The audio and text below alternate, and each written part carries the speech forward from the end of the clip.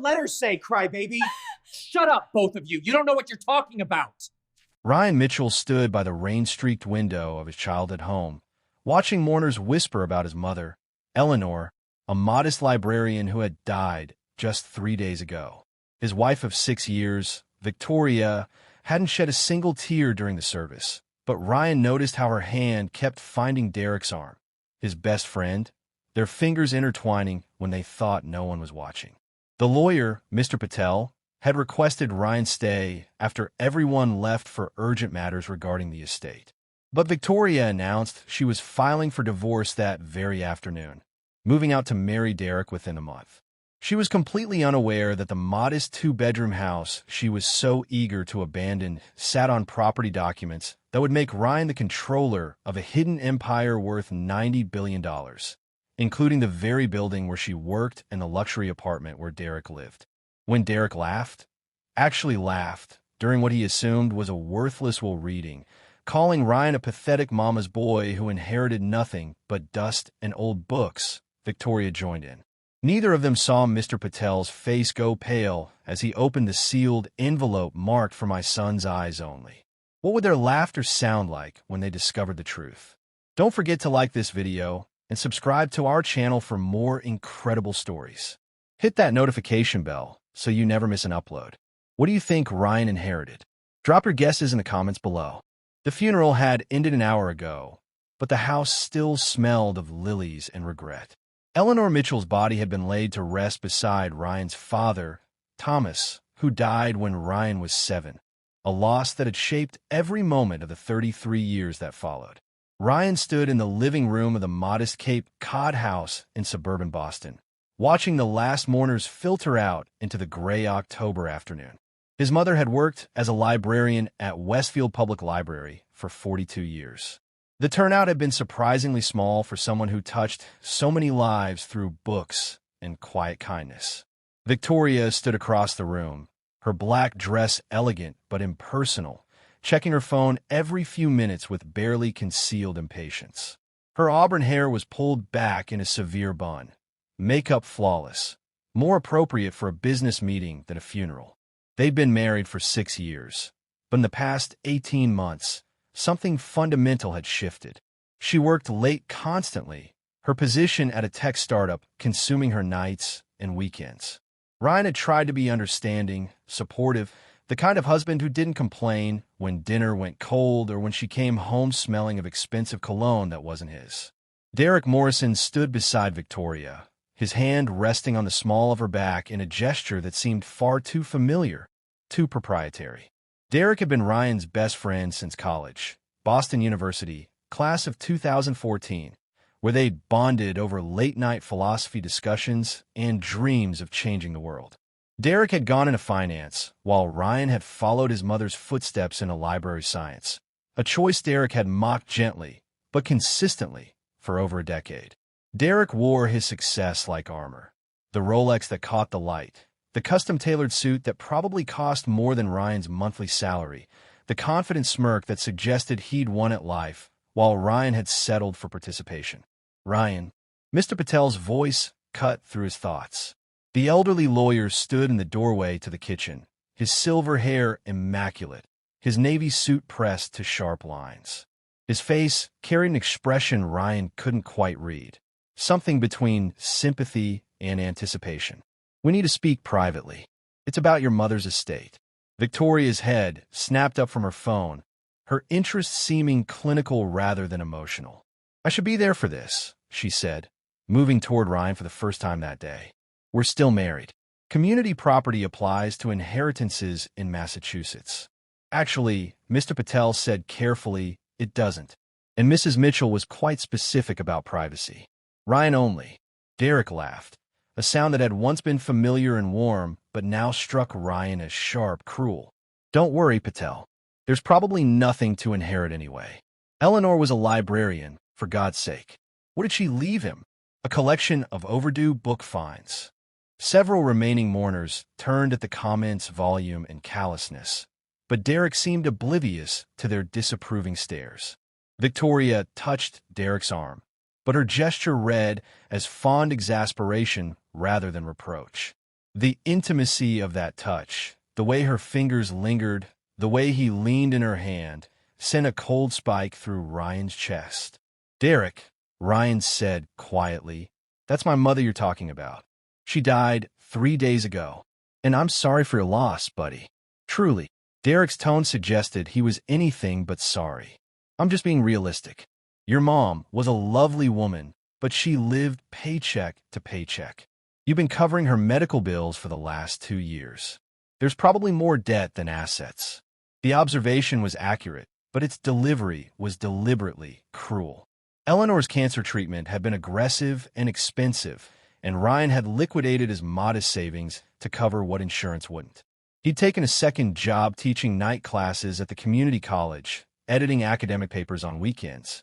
Anything to ensure his mother had the care she needed. Victoria had complained about the financial strain constantly, suggesting more than once that they should consider alternatives or be realistic about quality of life versus cost, phrases that had made Ryan question who he'd actually married. "If you'll follow me, Ryan," Mr. Patel said, gesturing toward Eleanor's home office, a room Ryan had rarely entered.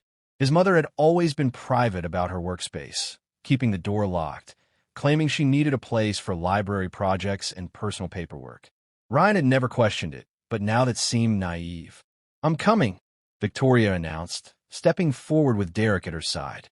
Mr. Patel's expression hardened, subtle but unmistakable. Mrs. Mitchell left explicit instructions. Ryan alone. He opened the office door, and Ryan followed him inside, but not before seeing Victoria's face flush with anger and Derek's smirk deepen with what looked like satisfaction. The door closed with a decisive click, and Mr. Patel turned the lock. The office was exactly as Ryan remembered. Floor-to-ceiling bookshelves, an antique oak desk positioned before a window overlooking the backyard, filing cabinets that looked like they'd survived several decades. But Mr. Patel walked past all of it to a section of bookshelf Ryan had always assumed was fixed. The lawyer pressed something Ryan couldn't see, and the entire section swung inward like a door, revealing a climate-controlled room Ryan had never known existed. "Your mother," Mr. Patel said softly, "was not who you thought she was." The hidden room was small but sophisticated. Multiple monitors lined one wall, all dark now, but their presence suggested recent use. Filing cabinets with biometric locks stood against another wall. A safe, large and serious, occupied the corner. But what drew Ryan's attention was the wall of photographs. Eleanor Mitchell standing beside presidents, tech moguls, foreign dignitaries, real estate developers whose names everyone recognized. His mother, always dressed impeccably in these photos, never in the modest cardigan and slacks combinations Ryan associated with her library work. "Sit down, Ryan," Mr. Patel said gently, gesturing to one of two leather chairs positioned before the desk. "This will take some time." Ryan sat, his legs feeling disconnected from his body, his mind struggling to process what he was seeing. "I don't understand. Who are these people? Why is my mother?" "Your mother was Eleanor Mitchell publicly," Mr. Patel interrupted, opening his briefcase and withdrawing a tablet. "But professionally, she was known as Yar Cross." He paused. "Does that name mean anything to you?" Ryan shook his head, but something nagged at the edge of his memory. A name he'd heard in business news, maybe, or passing conversation. "Yar Cross Holdings," Mr. Patel continued, "is one of the most successful private real estate investment companies in the world. Your mother founded it 41 years ago with money she inherited from her father, your grandfather, Robert Cross, whom you never met because he died before you were born.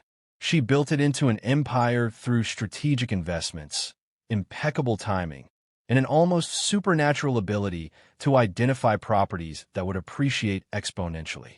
The tablet screen showed a corporate structure chart so complex it looked like neural pathways, but at the center, in clear letters, Eleanor Ruth Cross Mitchell, founder and sole owner. "That's impossible," Ryan whispered. "My mother worked at the library.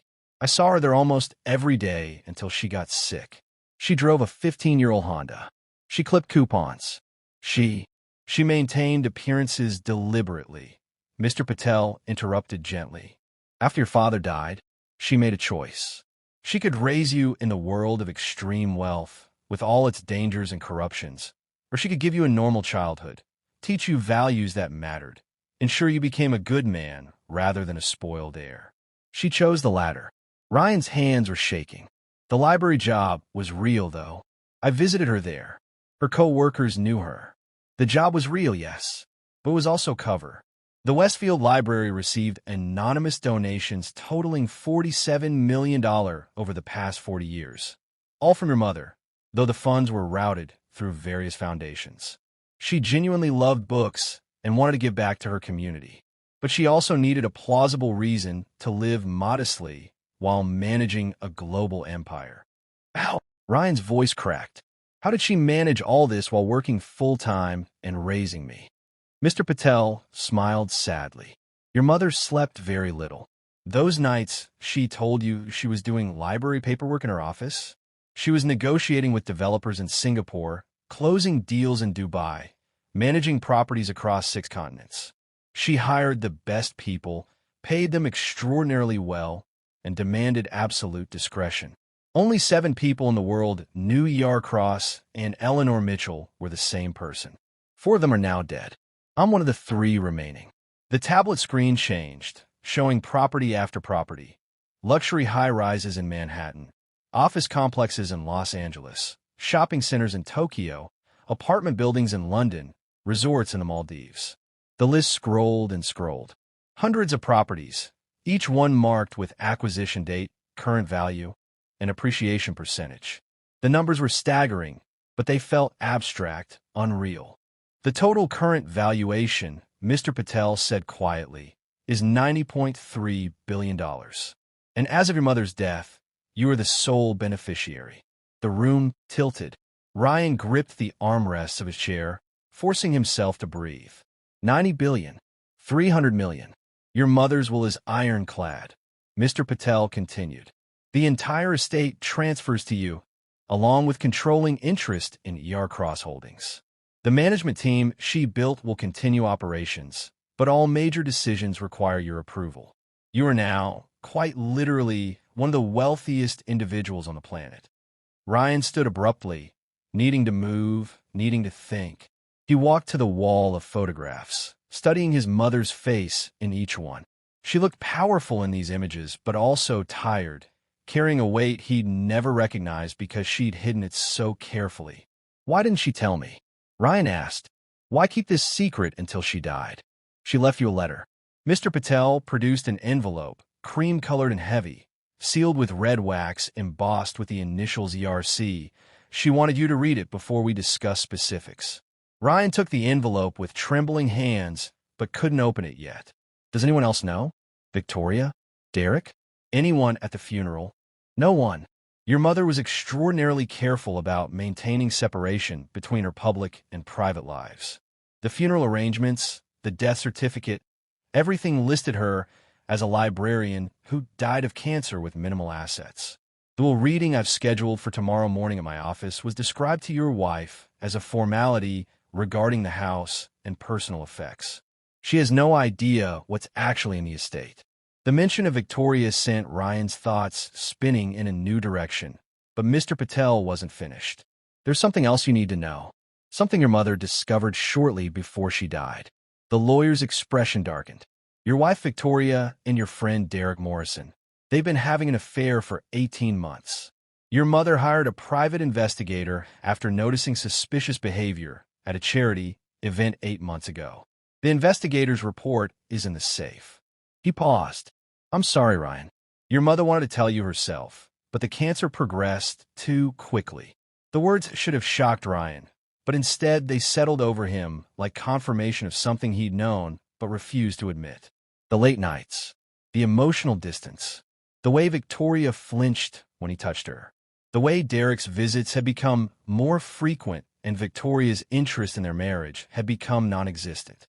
All of it suddenly made horrible sense. There's more, Mr. Patel continued, his voice careful. Victoria has been planning to file for divorce. She's already consulted an attorney, Derek's firm, actually, which is how your mother's investigator discovered the connection. They're waiting until after the funeral out of what they consider respect. But Victoria intends to file papers within the week. She believes she's entitled to half of everything you inherit. Ryan laughed, but the sound was bitter and foreign to his own ears.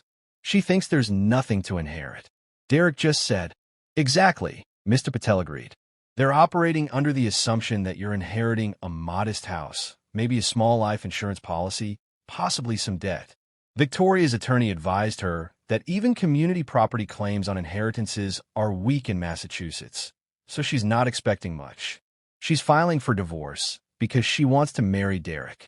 He's apparently been offered a promotion to managing partner at his firm, contingent on certain image considerations.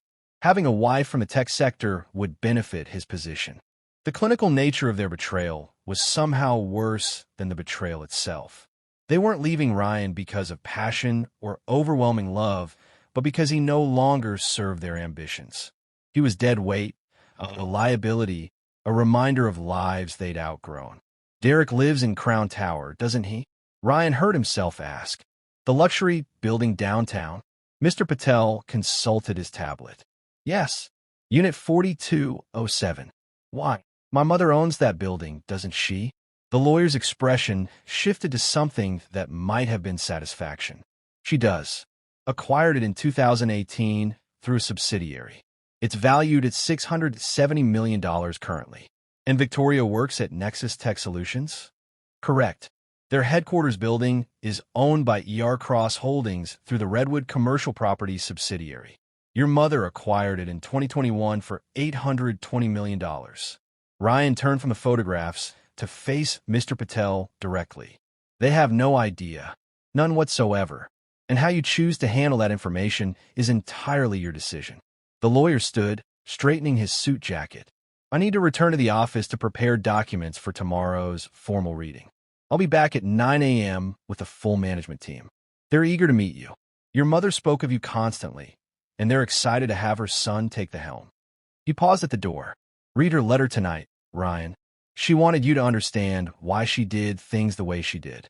After Mr. Patel left, Ryan stood alone in his mother's secret office, holding the sealed letter but unable to open it yet. Through the hidden door, he could hear voices in the house, Victoria's sharp tones, Derek's laughter, people still lingering from the funeral. They were discussing going out to dinner somewhere expensive to cheer Ryan up, as if his presence was an obligation they'd reluctantly accept.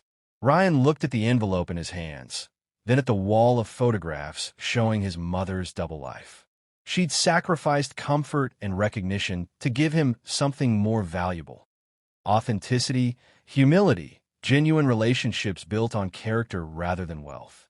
But those genuine relationships had rotted from within, corrupted by people who saw him as worthless when the ticket seemed to offer nothing. He broke the wax seal and began to read. My dearest Ryan, if you're reading this, I'm gone, and you're probably feeling betrayed by my secrets. I understand that anger, and I accept it, but I hope you'll let me explain. When your father died, I had a choice to make. I was 32 years old, recently widowed with a 5-year-old son and a fortune I'd built through real estate investments. Money I'd inherited from my own father and multiplied through relentless work and calculated risks. I could have raised you in that world of wealth, given you everything money could buy. But I'd seen what extreme privilege did to children. I'd watched heirs become hollow, their empathy eroded by insulation from consequences, their relationships transactional, their accomplishments empty because nothing was ever earned. I wanted better for you, but I also wanted you safe. Extreme wealth attracts extreme danger. Kidnapping, extortion, people who view a child as a ransom opportunity rather than a person. So I created 2 lives. Eleanor Mitchell, modest librarian and widow, who raised you with library books and home-cooked meals and thrift store clothes. And Cross, commercial real estate investor who built an empire in the shadows while you slept. The exhaustion nearly killed me more than once. Managing global properties while maintaining perfect cover as a small-town librarian required constant vigilance. But every time I wanted to quit, I'd watch you interact with other children, sharing toys without thought, defending the bullied, valuing people for who they were rather than what they had. And I knew the sacrifice was worth it. You grew into exactly the man I'd hoped. kind, thoughtful, hardworking, principled. You chose library science, not because it paid well, but because you genuinely love helping people discover knowledge. The pride I felt watching you graduate, take your first job, marry Victoria, that was worth more than any amount of money could buy. Ryan paused, wiping his eyes. The letter continued. But here's where I must be honest about something painful. Something I discovered too late to address before cancer took my voice and strength. Victoria and Derek have been betraying you. You probably know that by now, if Mr. Patel has done his job. I'm sorry, son. I'm sorry I couldn't protect you from this particular pain. And I'm sorry my investigation confirmed what a mother never wants to believe about her child's chosen partner. Victoria never loved you the way you deserved. But I think, on some level, you knew that. She loved your steadiness, your decency, the way you made her feel morally superior to her cutthroat colleagues. But when her career accelerated and your income stayed modest, she began viewing you as a limitation rather than a partner. Derek offered her something you couldn't: social climbing, financial aggression, the ruthless ambition she'd always admired but felt guilty admiring in herself. Together, they represent everything I raise you not to become, but also everything our culture rewards. I won't tell you how to respond to their betrayal. That's your choice, your journey. But I will tell you this: true power isn't about revenge or domination. True power is about choosing your response to those who wrong you, about deciding what kind of person you'll be when you have every resource to be cruel but every reason to be wise. The $90 billion I'm leaving you isn't just money. It's responsibility, legacy, opportunity. You can use it to destroy those who hurt you, or you can use it to build something meaningful.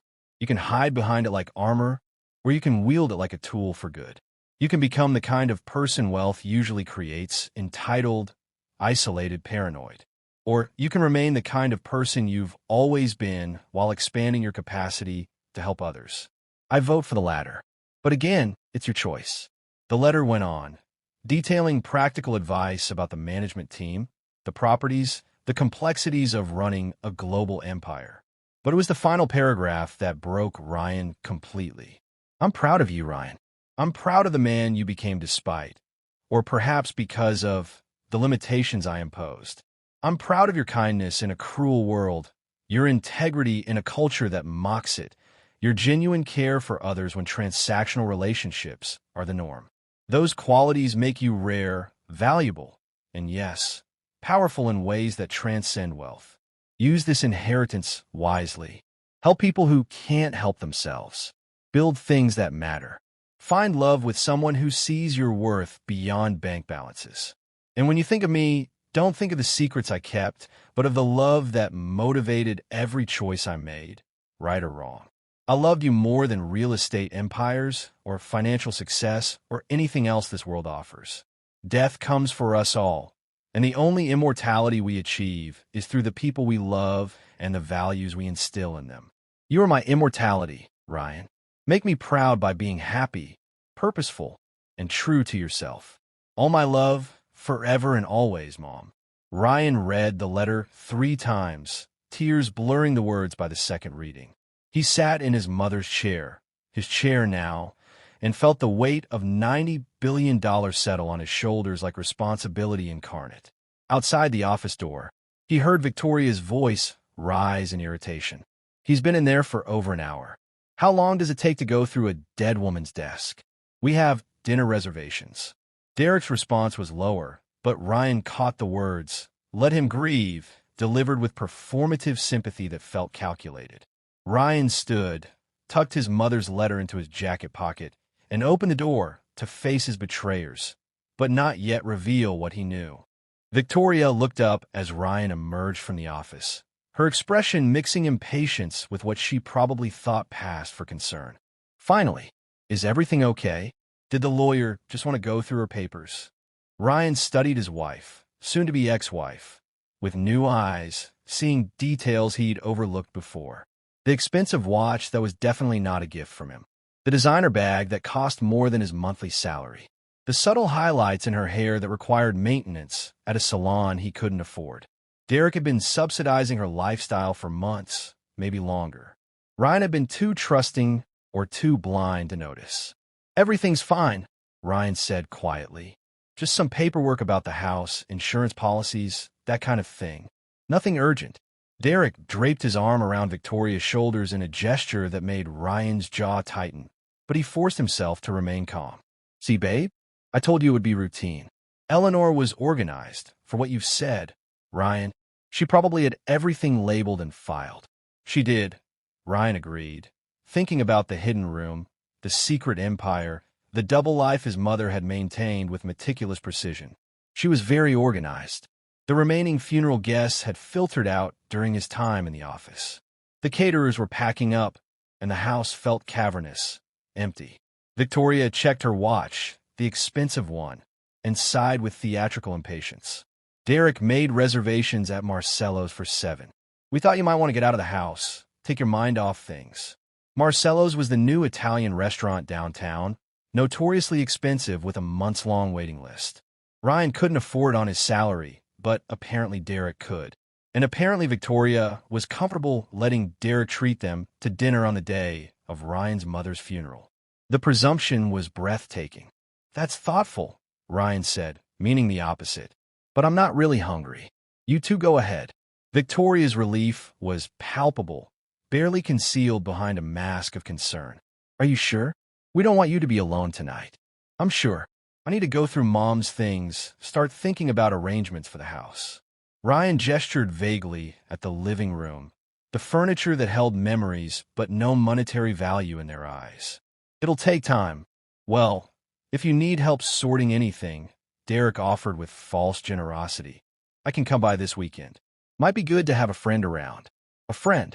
The word tasted like poison. "Thanks, Derek. I'll let you know." They left together, Victoria's hand finding Derek's as soon as they thought they were out of Ryan's sight line. Through the window, Ryan watched them walk to Derek's BMW, the latest model, sleek and expensive, and drive away without looking back. The house fell silent, except for the caterers finishing cleanup in the kitchen. Ryan returned to his mother's office and opened the safe using the combination Mr. Patel had provided. Inside, he found a private investigator's report. Reading it was like watching his marriage dissolve in clinical detail. Photographs of Victoria and Derek at hotels. Credit card statements showing Derek paying for Victoria's purchases. Text messages retrieved through means Ryan didn't want to examine too closely. Messages discussing Ryan with contempt and mockery. Victoria calling him boring and stuck in the past. Derek referring to him as deadweight and your charity case husband. Plans to divorce Ryan after the funeral, to wait until the inheritance situation was resolved, in case there's anything valuable, then proceed with ending the marriage and beginning their real life together. But what struck Ryan most wasn't the affair itself, painful as that was. It was the casual cruelty in their private communications. They didn't just not love him, they actively disdained him. His kindness was weakness. His dedication to library work was lack of ambition. His care for his dying mother was emotional immaturity. Everything he'd thought were strengths, they'd reframed as failures. Ryan closed the report and returned it to the safe, then spent the evening reading through property portfolios on his mother's computer system. Mr. Patel had left him passwords and access codes, and as Ryan navigated through spreadsheets and asset listings, the scope of his inheritance became increasingly real. Crown Tower, where Derek lived in smug luxury, generated $47 million in annual revenue from residential and commercial leases. The building had a waiting list for units, and Derek's penthouse cost $12,000 monthly, a figure that made Ryan wince even knowing Derek could afford it through his partner track position at Morrison & Dale LLP. Nexus Tech Solutions headquarters, where Victoria worked as a senior product manager, was a newer acquisition, but it anchored a downtown development that included 3 additional office buildings, a hotel, and a retail complex.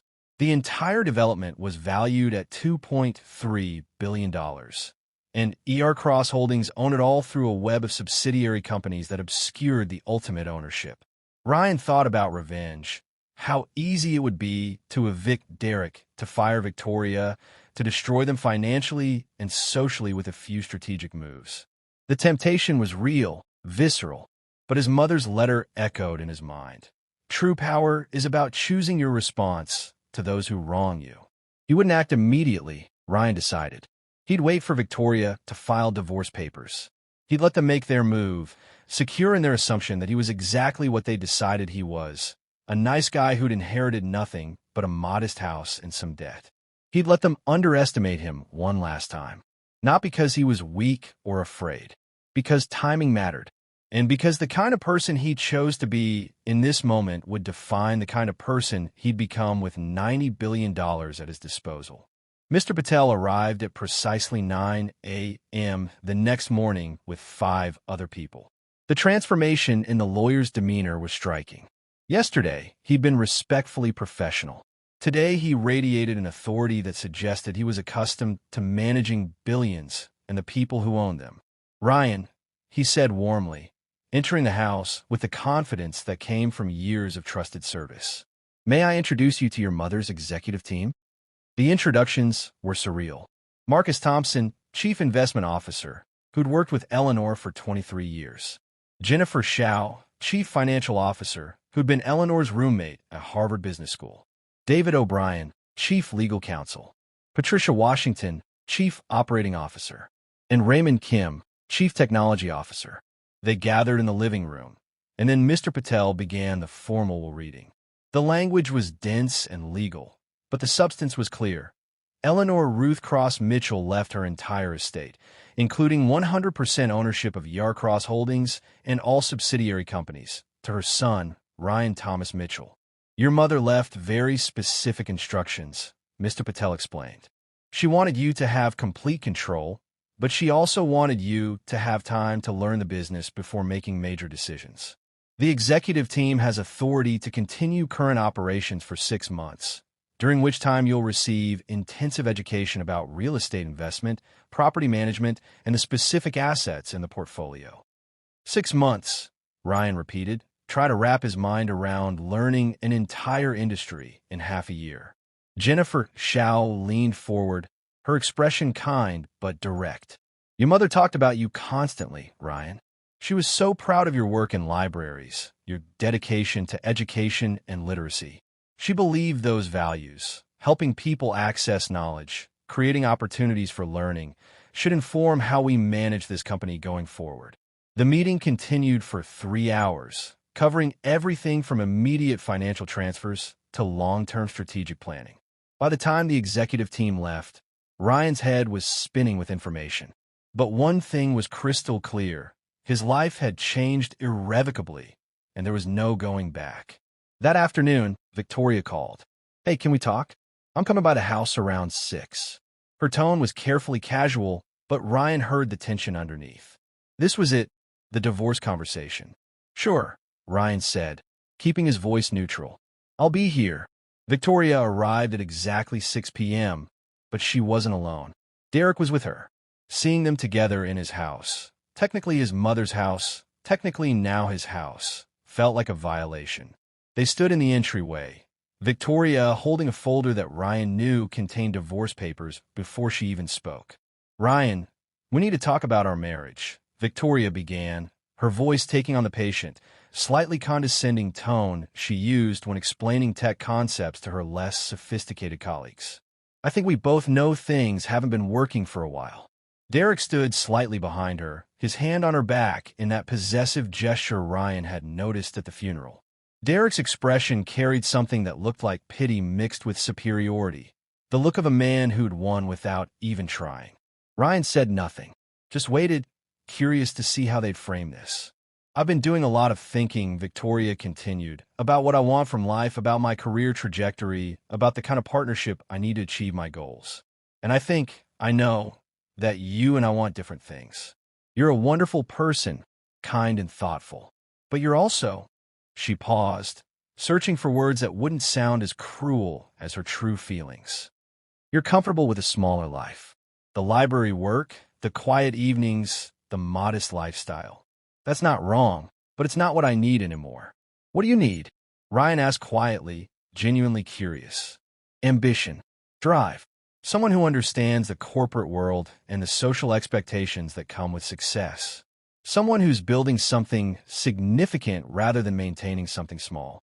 She glanced at Derek, who squeezed her shoulder encouragingly. Derek understands that world. We've become close over the past year, and I've realized that what Derek and I have, is the partnership I need. How long? Ryan asked, though he knew the answer. Victoria had the grace to look uncomfortable. Does it matter? The point is that staying married would be unfair to both of us. You deserve someone who appreciates your choices, and I deserve someone who shares my ambitions. Derek finally spoke, his tone carrying false sympathy. Ryan, man, this is hard for everyone. But Victoria and we didn't plan this. It just happened. Sometimes people connect in ways that are undeniable, and fighting it would be dishonest to everyone involved. 18 months, Ryan said flatly, watching Derek's expression shift to surprise. You've been sleeping together for 18 months. You didn't plan it, but you've been actively pursuing it for over a year while living in my house, eating food I bought, accepting my support while my mother was dying. Victoria's face flushed. You had me followed? My mother did, Ryan replied. She noticed things I was too trusting to see. She documented everything before she died. So let's skip the "it just happened" narrative and be honest. You decided I wasn't successful enough for your reimagined life. Derek offered an upgrade, and you've been planning this divorce for months. The silence stretched taut. Then Derek laughed. Actually laughed. Okay, fine.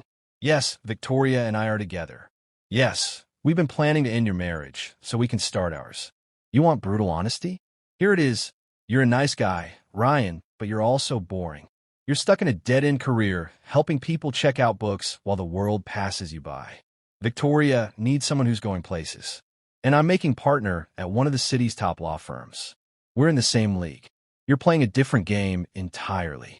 Ryan felt something cold and hard crystallize in his chest, but he kept his voice calm. And the inheritance, is that a factor in your timing?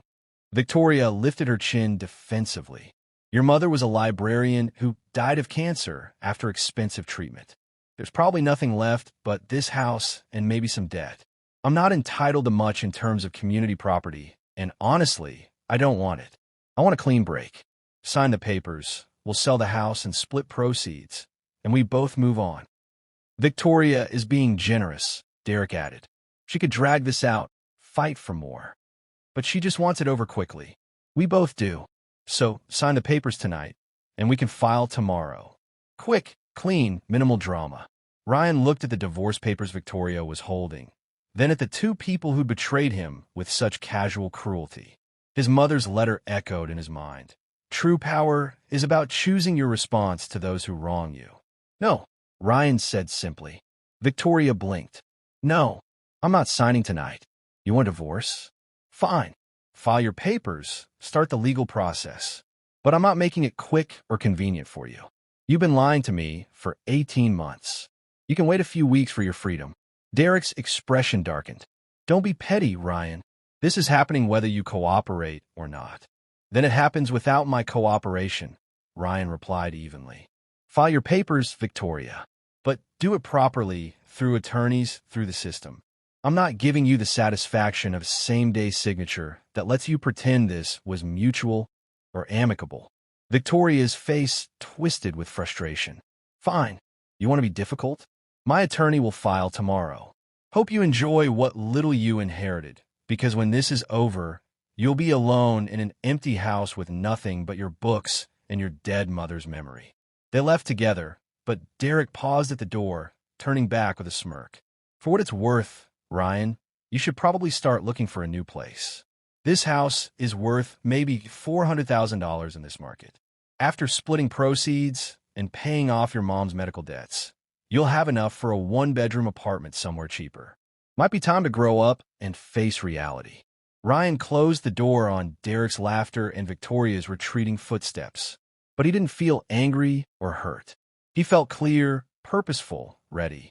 Tomorrow, Victoria would file for divorce. Tomorrow, Derek would go to work believing he'd won. Tomorrow, they'd both continue living their lives in buildings Ryan owned, working in offices Ryan controlled, secure in their assumptions about his powerlessness. But tomorrow was also when Ryan would officially take control of Cross Holdings. And what happened after that would depend entirely on what kind of person Ryan chose to be. The 6 months that followed Victoria's divorce filing were among the strangest of Ryan's life. The divorce proceeded through legal channels, with Victoria's attorney filing paperwork that claimed irreconcilable differences and requested an equitable distribution of marital assets. Because Ryan had inherited nothing during their marriage. The inheritance came after Eleanor's death, but before the divorce was finalized, Victoria's claims were limited to the house and whatever modest savings Ryan had accumulated during their 6 years together. Her attorney estimated Ryan's total net worth at approximately $380,000, mostly in home equity, and requested half. Ryan's attorney, provided by Mr. Patel and specializing in high-net-worth divorces, filed responsive paperwork that neither confirmed nor denied those figures. The strategy was simple. Let Victoria and Derek continue believing Ryan was inheriting nothing significant while the divorce proceeded normally, then reveal the truth at the most strategically advantageous moment. Meanwhile, Ryan began his intensive education in commercial real estate, international property management, and the specific operations of Cross Holdings. Marcus Thompson taught him investment fundamentals, but with a focus on long-term value creation rather than quick profits. Your mother never flipped properties, Marcus explained. She bought for decades-long holds, weathering market cycles because she understood that prime real estate in major cities only increases in value over time if properly maintained. Jennifer Shao walked him through financial statements. Cash flow from properties is stable, predictable income, she explained. The portfolio generates $3.7 billion in annual net income after expenses, taxes, and reserves. David O'Brien introduced Ryan to complex international legal frameworks. Your mother refused to invest in any country with poor human rights records, regardless of potential returns, David said with obvious respect. She believed wealth came with responsibility. Patricia Washington showed Ryan the operational side, taking him to buildings across the portfolio, introducing him to property managers and maintenance teams. Your mother knew every significant building personally, Patricia said during a tour of a Boston office complex. The people who work in our buildings aren't abstractions. They're real people whose lives are affected by our decisions. Beyond the formal education, Ryan continued his library work, refusing to quit despite the executive team's surprise. This is who I am, Ryan explained to Mr. Patel. My mother worked at the library while running this company. If she could balance both, so can I. And honestly, the library work keeps me grounded, reminds me why wealth matters, because most people don't have it and struggle daily with problems money could solve. The divorce proceedings moved slowly, with Victoria growing increasingly frustrated at Ryan's refusal to simply settle and be done.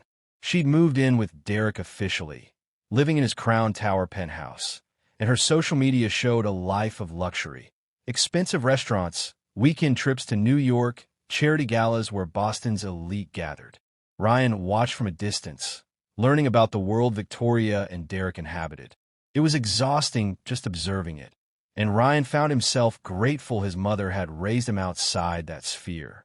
But Ryan also began making plans, strategic decisions about how to handle the inevitable revelation. I want to meet with Crown Towers management, Ryan told Patricia during one of their weekly strategy sessions, 6 months after his mother's death. Not as the owner, just as an interested party touring the building. Can you arrange that? Patricia's expression suggested she knew exactly what Ryan was planning, but she simply nodded. I'll set it up for next week. The Crown Tower tour happened on a Tuesday afternoon. Ryan dressed carefully in his usual librarian clothes, khakis, button-down shirt, casual but presentable. The property manager, a competent woman named Susan Chun, gave him the standard tour: luxury amenities, prime location, exclusive resident services. Our penthouse units are particularly sought after, Susan explained as they rode the elevator to the 42nd floor. Floor-to-ceiling windows, wraparound balconies, premium finishes. We have several high-profile residents, attorneys, tech executives, medical professionals. Very successful people who appreciate the lifestyle Crown Tower provides. What's the monthly cost for a penthouse? Ryan asked, knowing the answer. They start at $12,000 monthly, but our premier units go higher, depending on square footage and customizations. They didn't tour Derek's specific unit. That would have been too obvious. But Ryan saw identical layouts on other floors. The luxury was undeniable, but it also felt hollow, temporary, built on leases and monthly payments that could evaporate if circumstances changed. What happens if a tenant violates their lease? Ryan asked, curious. We have very strict lease terms, Susan replied. Violations result in warnings, and repeated violations can lead to eviction proceedings. But that's rare among our residents. What about subletting or unauthorized occupants? Absolutely prohibited, Susan said firmly. Leases are specific about who can occupy units. Unauthorized occupants are grounds for immediate lease termination. We conduct periodic inspections to ensure compliance. Ryan filed that information away, thinking about Victoria living in Derek's penthouse. Was she listed on his lease as an authorized occupant? Or was she there informally, in violation of terms Derek had agreed to when he signed his rental contract? By the end of 6 months, Ryan felt comfortable with the basics of his inheritance. More importantly, he decided what kind of owner he wanted to be. Not vengeful, but not naive either. Not cruel, but not passive. He would make decisions that were strategically sound and ethically defensible. And if those decisions happened to complicate life for people who'd betrayed him, that was consequence rather than revenge. I want to call a board meeting, Ryan told the executive team. I have some policy changes I'd like to implement across the portfolio. Ryan outlined his ideas. Stricter enforcement of lease terms across all residential properties, mandatory lease compliance reviews, enhanced tenant screening procedures, and a new initiative to ensure all properties were being used consistently with lease agreements. None of it was unusual or unreasonable. In fact, it was standard practice in well-managed real estate portfolios. But the timing and specific buildings where it would be enforced first would be very deliberate. Crown Tower and the Nexus Complex, Marcus Thompson said, understanding the subtext. You want to start compliance reviews there first. I want to start everywhere eventually, Ryan corrected, which was true. But yes, those seem like good places to begin. High-value properties, established tenant bases, good test cases for new policies. And if the reviews discover violations? David O'Brien asked. Then we enforce lease terms consistently and fairly, Ryan replied. Same as we would for any tenant in any property. No special treatment, but no targeting either. Just honest enforcement of agreements people signed voluntarily. The executive team agreed to implement Ryan's policies. But Patricia pulled him aside afterward. You know, this will eventually expose Derek's situation with Victoria living in his unit without being on the lease. If he's violating his lease, Ryan replied evenly, then that's his responsibility to address. We're not targeting him specifically. We're implementing portfolio-wide compliance reviews that happen to include Crown Tower. If he's in compliance, there's no problem. If he's not, he has options to come into compliance or face consequences like any other tenant. Patricia studied him carefully. Your mother would be proud of how you're handling this. Firm but fair, strategic but ethical. Ryan hoped that was true. The real test was coming, because the divorce trial was scheduled for next month. Victoria's discovery requests were becoming more aggressive, and eventually the truth about his inheritance would emerge. When it did, Victoria and Derek would realize they'd underestimated him catastrophically. The divorce trial began on a cold Tuesday in March, 11 months after Eleanor Mitchell's death. But the real drama started before they even entered the courtroom. Victoria's attorney, Margaret Reeves from Derek's firm, had filed aggressive discovery motions demanding full disclosure of Ryan's assets, income, and inheritance. Ryan's attorney, Lawrence Chun, had responded with meticulous documentation showing exactly what Ryan had inherited. Complete ownership of Cross Holdings, valued at $93 billion as of the most recent appraisal. Margaret Reeves's office called Lawrence Chun at 4:47 p.m. the day before trial. Ryan was present for the call, which Lawrence put on speaker. "This documentation can't be accurate," Margaret said, her voice tight with disbelief. "You're claiming Ryan Mitchell inherited $93 billion from his mother, a librarian?" "I'm not claiming anything," Lawrence replied calmly. "I'm providing factual documentation of assets inherited." Eleanor Mitchell, also known professionally as Yarcross, was the founder and sole owner of Yarcross Holdings, one of the world's largest private real estate investment companies. Ryan inherited the entirety of that estate upon her death. The silence on the other end lasted long enough that Ryan thought the call had dropped. Then Margaret spoke again, her tone sharp. "We'll need to continue the trial. This changes everything." "Nothing has changed," Lawrence interrupted firmly. "Ryan inherited these assets after Mrs. Mitchell's death but before divorce filing. Massachusetts law is clear that inheritances received during marriage but not commingled with marital assets remain separate property. Your client has no claim to any portion of the Yarcross estate. We'll argue that Ryan concealed assets, that he manipulated timing.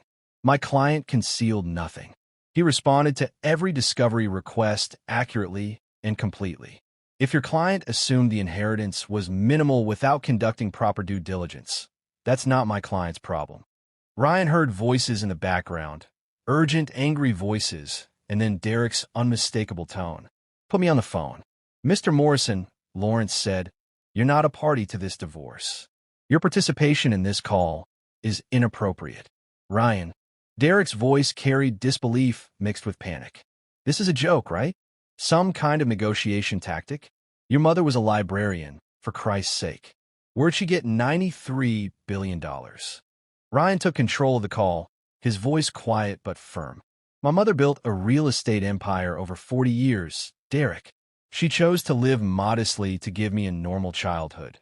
But she was extraordinarily successful in ways neither you nor Victoria bothered to investigate before deciding I wasn't worth your respect." "Crown Tower," Derek said suddenly, his tone shifting to horror. "Wait, Crown Tower? The building? You own it." "I own the company that owns it, yes. Along with 371 other properties globally, including the Nexus Tech headquarters building where Victoria works." Victoria's voice joined the call, shrill with anger. "You lied to us. You let us file for divorce, thinking you had nothing." "I never lied," Ryan replied calmly. "You assumed I'd inherited nothing without asking. You filed for divorce because you decided I wasn't successful enough for your ambitions. The size of my inheritance doesn't change the reasons you wanted to end our marriage. It just reveals that your judgment of my worth was spectacularly wrong." "This is manipulation," Victoria shouted. "You manipulated us into filing so you could, what? Humiliate us? Prove some kind of point." "I did nothing except let you proceed with your stated wishes," Ryan said. "You wanted a divorce. You got one. That my financial situation is different than you assumed doesn't change the fundamental reality that you stopped loving me, if you ever did, long before you knew anything about inheritance." Lawrence Chin ended the call shortly after, but Ryan could imagine the chaos in Margaret's office. The trial began at 9 a.m. in Suffolk County Family Court. Victoria sat at the plaintiff's table, looking devastated but also calculating. Derek sat behind her in the gallery, his expensive suit doing nothing to hide his obvious distress. Judge Maria Santos presided, reviewing the case file carefully before speaking. "This is a dissolution of marriage between Victoria and Mitchell and Ryan Thomas Mitchell. Mrs. Mitchell filed for divorce, citing irreconcilable differences and seeking equitable distribution of marital assets. However, there appears to be significant dispute about the value of assets involved." She looked at Margaret. "Counselor, you filed a motion yesterday for continuance. Explain." Margaret stood. "Your Honor, we recently discovered that Mr. Mitchell inherited a substantial estate, allegedly worth over $90 billion from his mother. We believe this inheritance should be considered an asset division." Judge Santos turned to Lawrence. "Counselor," Lawrence stood smoothly. "Your Honor, Massachusetts law is unambiguous.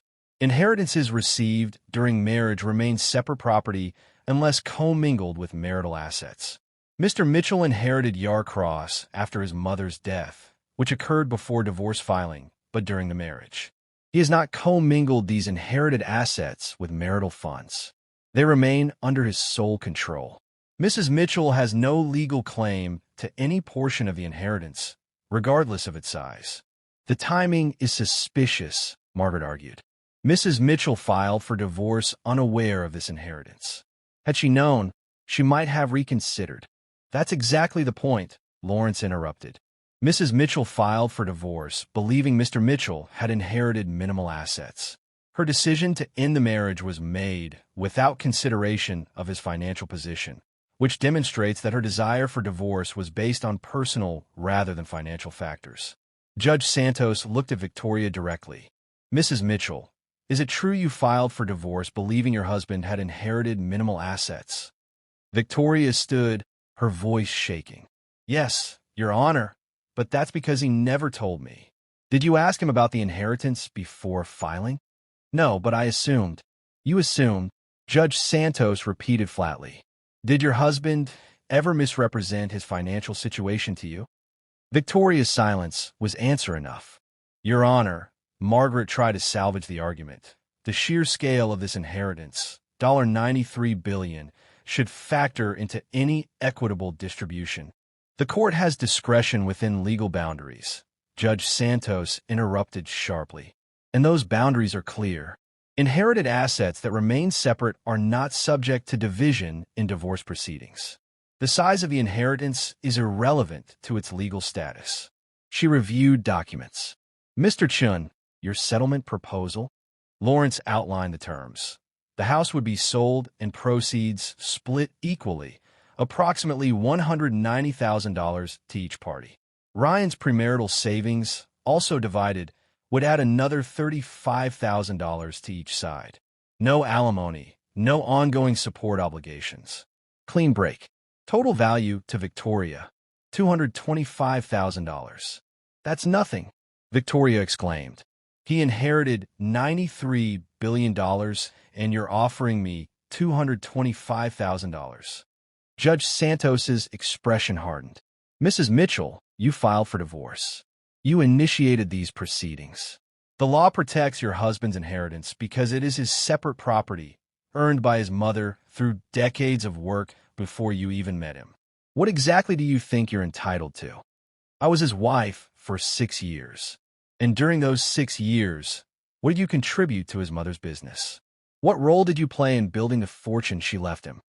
Victoria had no answer. Exactly.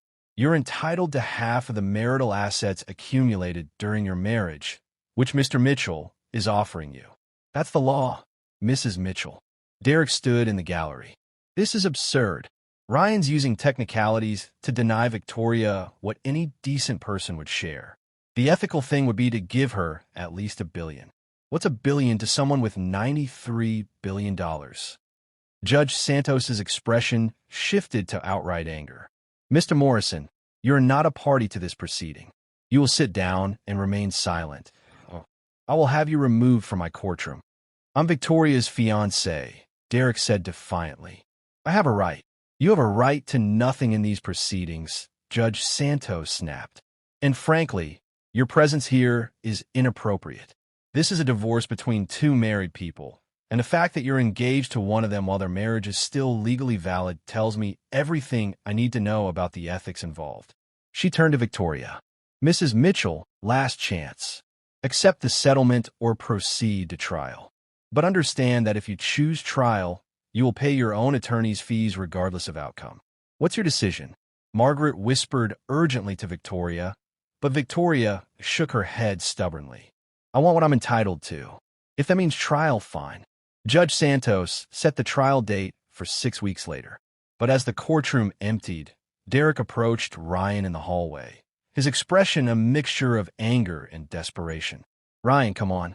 Be reasonable. Victoria made a mistake, but you don't have to destroy her over it. Give her something substantial. Show some generosity. Ryan studied Derek, his former best friend, the man who'd betrayed him, who'd laughed at his inheritance, who'd called him a pathetic mama's boy. You want me to be generous? To show mercy to people who showed me none? Why? Because it's the right thing to do. Because you have more money than you could spend in 1,000 lifetimes. Because you convinced Victoria to leave me thinking I was worthless, Ryan finished coldly. But now you realize I'm extraordinarily wealthy, and you want access to that wealth through her. This was never about love, Derek. You pursued Victoria because she was attractive and successful. She left me because I wasn't successful enough. Now those calculations have reversed, and you're both panicking. Crown Tower, Ryan said quietly, changing subjects. Unit 4207. That's your penthouse, correct? Derek's expression shifted to wariness. Yes. Why? Just curious. How's the view from the 42nd floor? Must be spectacular. It's fine, Derek said suspiciously. What does that have to do with anything? Nothing, Ryan replied. Just making conversation about property I happen to own. He walked away, leaving Derek standing in the courthouse hallway with an expression that suggested he'd finally understood exactly how much power Ryan now held over his life. The 6 weeks between the first hearing and the scheduled trial brought consequences that Ryan had set in motion months earlier, not through malice, but through consistent application of business standards. The portfolio-wide compliance review reached Crown Tower, and the results were precisely what Ryan had anticipated. Derek's lease explicitly prohibited unauthorized occupants, but Victoria had been living in a unit full-time for over 8 months without being added to the lease agreement. Susan Shun, the property manager, called Derek personally to address the violation, handling it professionally and consistently with how similar situations were managed throughout the building. Derek had 3 options: add Victoria to the lease through proper application and approval process, have Victoria move out immediately, or face lease termination proceedings.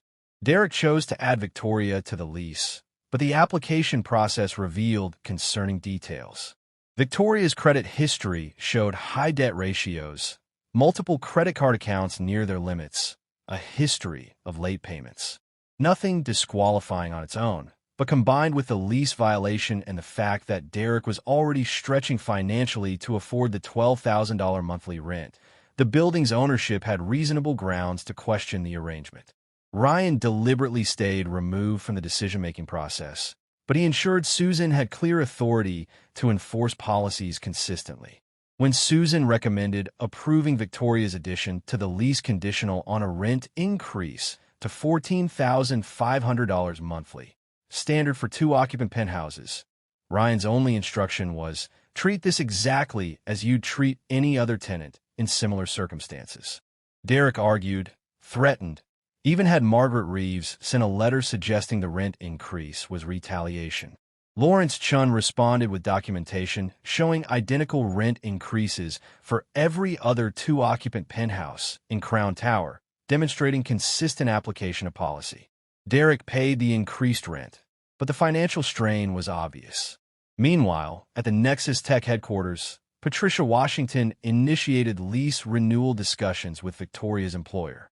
The current lease was expiring in 8 months, and Nexus Tech wanted to expand, but the terms they'd negotiated 5 years earlier were below current market rates. Patricia presented 2 options: renew at market rates, a 35% increase from current rent, or relocate to comparable space elsewhere, which would cost similar amounts plus moving expenses and business disruption. From a business perspective, renewal made sense, but it required Nexus Tech to significantly increase their real estate budget. The company's CFO decided to implement cost-cutting measures elsewhere to afford the lease renewal. One of those measures was restructuring middle management. Victoria's position, senior product manager with substantial salary and benefits, was identified as potentially redundant with other roles. She was offered a choice: accept a lateral move to a different team with reduced compensation, or take a severance package and seek opportunities elsewhere. Victoria chose the severance, but her job search struggled. The tech sector was competitive, her salary expectations were high, and references from Nexus Tech were professionally neutral rather than enthusiastically positive. Ryan felt no satisfaction watching Derek and Victoria's circumstances deteriorate, but he felt no guilt either. These weren't targeted attacks. They were natural consequences of business decisions made by professional managers following standard practices. What Ryan did feel was clarity about the difference between revenge and accountability. Revenge would have been evicting Derek immediately, firing Victoria personally, using his wealth as a weapon to destroy them. Accountability was allowing normal business processes to proceed without interference or protection, letting Derek and Victoria experience the same market forces everyone else navigated without special treatment. 3 days before trial, Margaret Reeves called Lawrence Chun with a settlement request. Victoria was willing to accept the original offer, $225,000 from house sale and savings division, no alimony, clean break. If Ryan would agree to one additional term, a non-disclosure agreement preventing Ryan from discussing Victoria's affair or the circumstances of their divorce publicly. You have no obligation to agree to this, Lawrence told Ryan. You have every right to discuss your own life experiences. Ryan thought about his mother's letter, about choosing responses deliberately rather than reactively, about the kind of person he wanted to be. Tell Margaret I'll agree to the NDA on one condition. It's mutual. Victoria can't discuss me, my inheritance, or our marriage publicly either. I don't want her doing tell-all interviews or writing books about the billionaire I divorced or whatever. Both of us move forward privately, or neither of us is protection. Margaret agreed immediately, suggesting Victoria was more concerned about protecting her own reputation than exposing Ryan's. The settlement was finalized 3 days before trial, dissolving the marriage and dividing assets exactly as originally proposed. Victoria received $225,000 from a marriage to one of the wealthiest people on earth. The divorce was final, but Ryan's education in power and consequence was just beginning. 3 years after inheriting Cross Holdings, Ryan stood in the newly renovated children's section of the Westfield Public Library, watching kids excitedly explore the interactive learning spaces his foundation had funded. The real satisfaction came from seeing his mother's name on the dedication plaque, Eleanor Mitchell Memorial Learning Center. He transformed both the company and himself, but the core values his mother instilled remained unchanged. Ryan had continued working at the library part-time, using his position to identify needs and opportunities that wealth could address. The Westfield renovation was just one of 73 library projects his foundation had funded across Massachusetts. The Cross Foundation focused on 3 areas: literacy and education, affordable housing, and opportunities for people who'd been overlooked by traditional systems. Ryan had endowed scholarships for first-generation college students, funded workforce development programs in underserved communities, and acquired properties specifically to convert them into affordable housing. The company itself had grown to 412 properties worth approximately $118 billion. But Ryan had implemented policies his mother would have approved of: fair wages for all employees, environmental sustainability standards, tenant protections, and community investment requirements for every acquisition. Profits were strong, but profit wasn't the only metric that mattered. Derek and Victoria had married 18 months after the divorce was finalized, but their relationship struggled under financial pressures and the reality that neither was quite as successful as they'd imagined. Derek made partner at his firm, but discovered the title came with expectations that strained his abilities. Victoria found work at a smaller tech company, but never regained the salary and status she'd had at Nexus Tech. Ryan heard updates, occasionally through mutual acquaintances, but he felt no satisfaction in their struggles and no desire for reconciliation. They'd made choices. He'd made different choices. Everyone lived with consequences. His anger had faded to indifference, which felt healthier than sustained rage or vindictive satisfaction.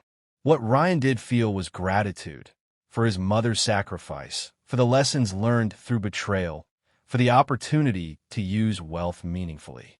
He had dated occasionally over the 3 years, but carefully, wary of people who saw his money before his character. The executive team had introduced him to Elena Rodriguez, a nonprofit director who worked in affordable housing advocacy and had no idea who Ryan was when they met at a policy conference. Their relationship developed slowly, built on shared values and genuine compatibility rather than wealth-based attraction. Your mother would be proud, Mr. Patel said, joining Ryan at the library dedication. The elderly lawyer had become a trusted advisor and friend. You took an inheritance that could have corrupted you and used it to honor her legacy. Ryan thought about the day he'd learned the truth, the hidden office, the secret empire, the double life his mother had maintained. I think about what she sacrificed constantly. The comfort she could have enjoyed, the recognition she deserved, the easier life she could have lived.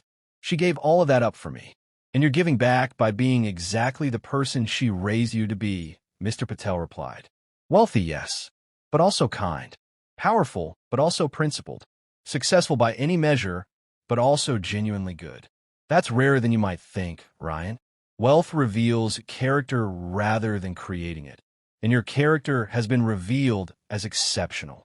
The library dedication event concluded with speeches and celebrations, but Ryan slipped away afterward to visit his mother's grave. The cemetery was quiet in the late afternoon light.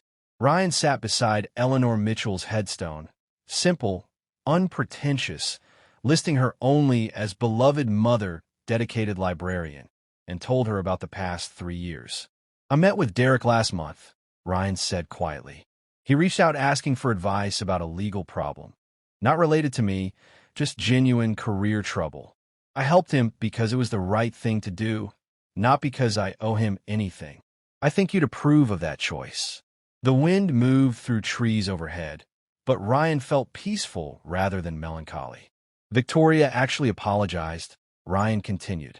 6 months ago, out of nowhere, she sent a letter saying she'd been in therapy and realized how badly she'd treated me. She asked for forgiveness, but said she didn't expect it. I wrote back telling her I forgave her years ago, that holding anger was exhausting, and that I hoped she found happiness. I meant it. The hardest lesson Ryan had learned was that forgiveness didn't require reconciliation. He could release resentment without inviting Victoria back into his life.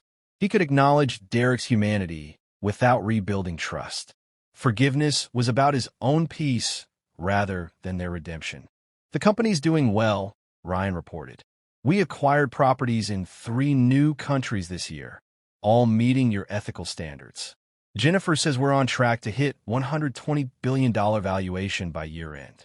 But honestly, the numbers feel less important than what we're doing with them. That was the truth Ryan had discovered. Wealth was a tool, not an identity. He could use it to build, to help, to create opportunities, or he could let it isolate and corrupt him. The choice was daily, constant, requiring vigilance and values his mother had spent 33 years instilling. I miss you, Ryan said finally, touching the cold granite. Every day I miss you.